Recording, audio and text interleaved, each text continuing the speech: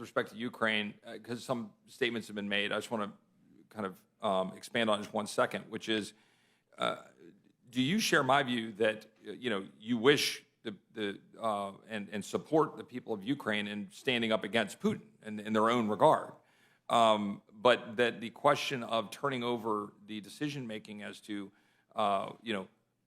what should be accomplished in Ukraine to whatever Mr. Zelensky suggests, or that whatever Mr.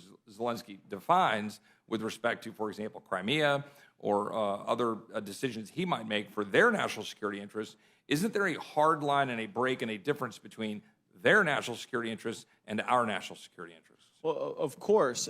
I share Mr. Davidson's view that we should at least get a vision or a strategy from the administration, and I hope that we do not accept as a premise that the future of the United States is inexorably linked to the future of Ukraine.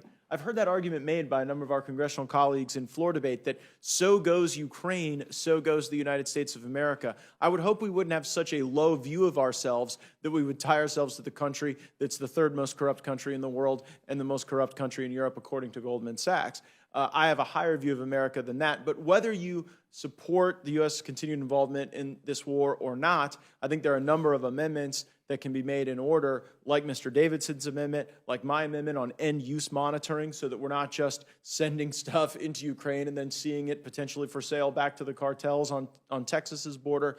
And so end-use monitoring, requiring a strategy, I think those are good incremental steps. I would note that the underlying bill does greatly strengthen the Inspector General capabilities, and it looks more like CGAR than it does the normal IG process. CGAR didn't save us from being entirely grifted in Afghanistan, but at least after the fact, we're able to determine that we were by huge amounts. So that's why that amendment is important. But my sincere hope for the Rules Committee, Mr. Roy, is that you give the Ukraine vote its own dignity.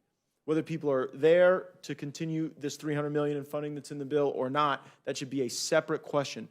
The NDAA should not have to carry Ukraine. Ukraine should be its own question. I yield back.